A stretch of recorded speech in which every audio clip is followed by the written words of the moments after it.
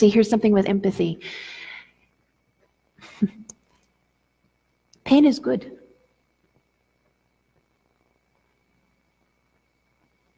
You look at me like, what? No, pain is a good thing. Pain is a gift. Pain tells us where our limits are. Leprosy is a disease that numbs the nerve endings and kills the sheaths of the nerves. And a leper's fingers and toes and hands and face don't rot off because of the leprosy. They rot off because of the infection, because of things that they couldn't feel happening to them. So if you slice your hand and you don't happen to look at it, you don't know.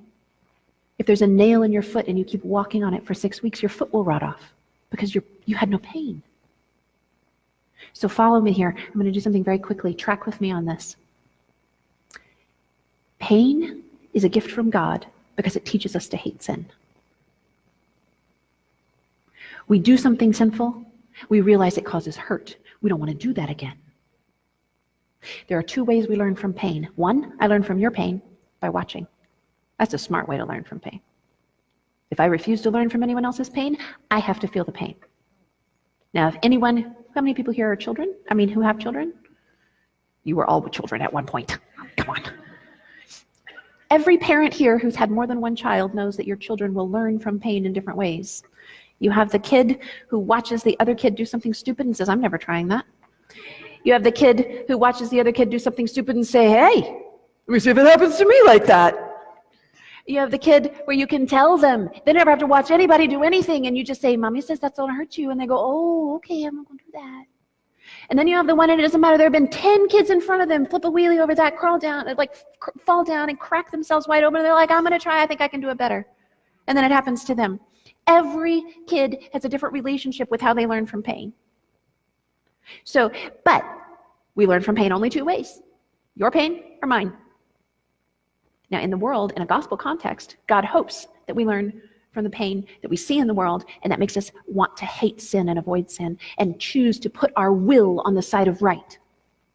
But if we don't, guess what? We feel it ourselves. And that is not because God is a tyrant, that is because God loves us. Because when we feel pain, we run to Him if our heart is right. Now, track with me just a little bit more, and I know we got a couple more questions, and then we'll take a little break. But hey, we're doing good. So, with pain, now think about it in a much broader context. Step back from just like your kid touching a hot stove. If I can't feel your pain, then I have no empathy. And I can do whatever I want to you. Because your tears, the hurt in your eyes, the choke in your voice, the fact that you just pulled away from me means nothing to me. If I have no empathy, if I can't feel your love either. And I become a black hole, sucking everything in, trying to fill that void of lack of empathy. Because if I can't feel your feelings, then not only can I not feel your pain, but I also cannot feel your love.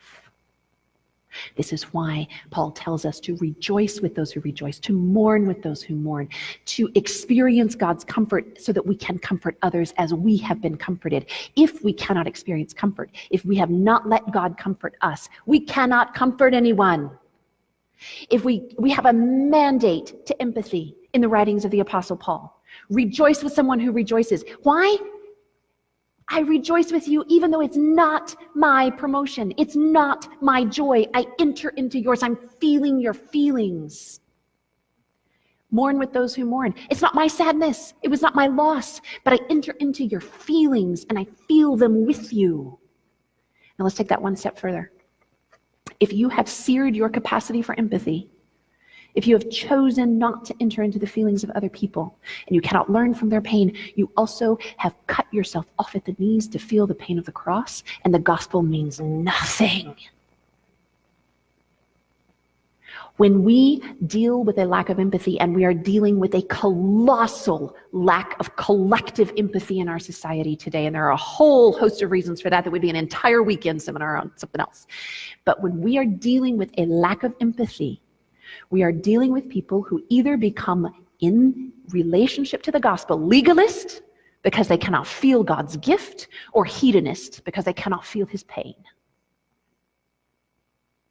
Do you get me? When we do not have empathy, the rise of narcissism and the plummet of empathy in the rates in our society are directly related to abuse, and they are directly related to misunderstanding, misinterpreting, and completely disconnecting from the gospel.